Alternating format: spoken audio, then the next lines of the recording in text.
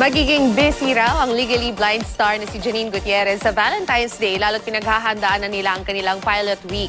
Habang ang meant to be boys naman may naiisip ng gimmick sakaling ide-date ang kanilang leading lady na si Barbie Forteza. Makichika kay Aubrey Carampel. Kung bibigyan ng meant-to-be boys na sina Ken Chan, Ivan Dorschner at Adi Raj ng chance i-date ang leading lady nilang si Barbie Forteza sa Valentine's Day, may plano na raw silang gimmick. Dahil mahilig daw sa stars si Barbie, si Adi gusto ng candlelight dinner under the stars. Si Ken movie date at dadalhin daw si Barbie sa Tagaytay para manood ng stars. Habang si Ivan pupunta raw sa observatory sa Los Angeles.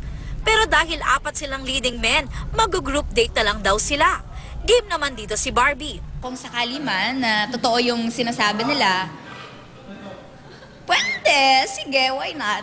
Kasama naman daw sa listahan ng malalamig ang Valentine si Janine Gutierrez. Sa araw daw kasi ng mga puso, magtatrabaho siya.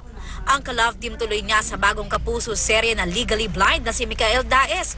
Todo asar sa kanya sa press con. Boys, mga kapuso, male artists, gusto niyo ng boyfriend.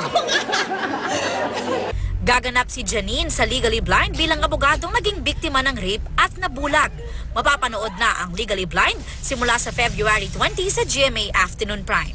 Aubrey Carampel, GMA News.